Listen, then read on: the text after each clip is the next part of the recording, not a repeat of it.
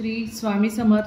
मी रेणुका निसर्ग आणि नारी या चॅनलमध्ये आपल्या सर्वांचे स्वागत करते.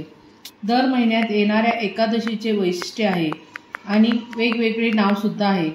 ज्येष्ठ महिन्यात निर्जला आणि योगिनी एकादशी येते.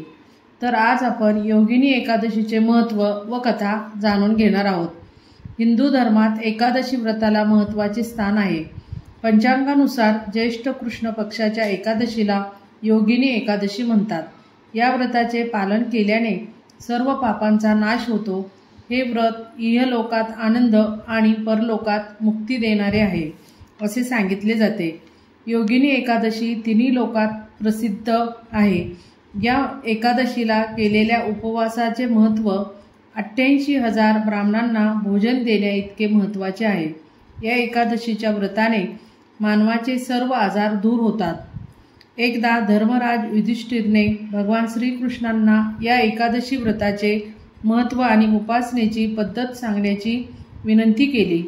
तेव्हा भगवान श्रीकृष्णाने युधिष्ठिरला सांगितले की ज्येष्ठ कृष्ण एकादशीला योगिनी एकादशी म्हणतात आणि या व्रताची कथा सांगितली.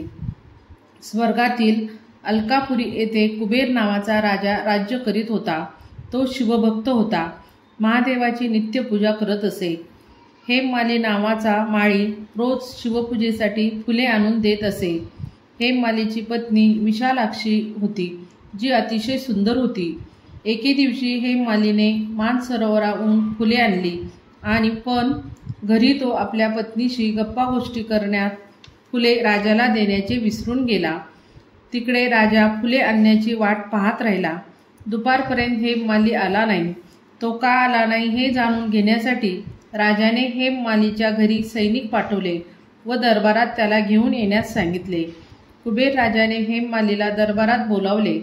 राजा रागाने म्हणाला की तू पापी व अधर्मी आहेस. शिवपूजेसाठी फुले आणण्याऐवजी तू इतर गोष्टी करत राहिलास. तू भगवान भोलेनाथांचा अनादर केला आहेस. तू शाप देण्यास पात्र आहेस. राजाने हेममालीला शाप दिला की तू पृथ्वीवर कुष्ठरोगी होशील आणि आपल्या पत्नीपासून विभक्त होशील. शापामुळे हेममाली स्वर्गातून पृथ्वीवर आला व अंगभर कुष्ठरोग आले. त्याची पत्नीही विभक्त झाली. त्याने पृथ्वीवर खूप त्रास सहन केला. तो अन्न पाण्याविना जंगलात भटकत होता. पण शिवकृपेमुळे त्याला मागील जन्माच्या गोष्टी आठवल्या. एके दिवशी तो मार्कंडेय ऋषींच्या आश्रमात पोहोचला. त्याने मार्कंडेय ऋषींचे पाय धरले व आपली संपूर्ण कहाणी त्यांना सांगितली. तेव्हा मार्कंडेय ऋषी म्हणाले की एक व्रत सांगतो, ज्याचे पालन केल्याने मोक्ष प्राप्त होईल. ज्येष्ठ कृष्ण एकादशी म्हणजेच योगिनी एकादशीचे व्रत विधीनुसार केल्यास शापमुक्त होशील. हेममाली मार्कंडेय ऋषींना प्रणाम करून तेथून निघाला. ज्येष्ठ कृष्ण एकादशीचे व्रत ऋषींनी सांगितलेल्या विधीनुसार केले. भगवान विष्णूंच्या कृपेने त्याचा कुष्ठरोग बरा झाला आणि तो पुन्हा पूर्वीच्या रूपात आला. तो पुन्हा आपली पत्नी विशालाक्षीसोबत स्वर्गात सुखाने राहू लागला. या व्रताच्या दिवशी उपवास करून भगवान विष्णूंची उपासना करावी. भगवान विष्णूंना तुळस व कमळ अर्पण करावे. ओम नमो भगवते वासुदेवाय या मंत्राचे किंवा विष्णू सहस्रनामाचे पठण करावे. शक्य असल्यास दुसऱ्या दिवशी दानधर्म करावा. या दिवशी जलदान व अन्नदान फलदायी ठरते.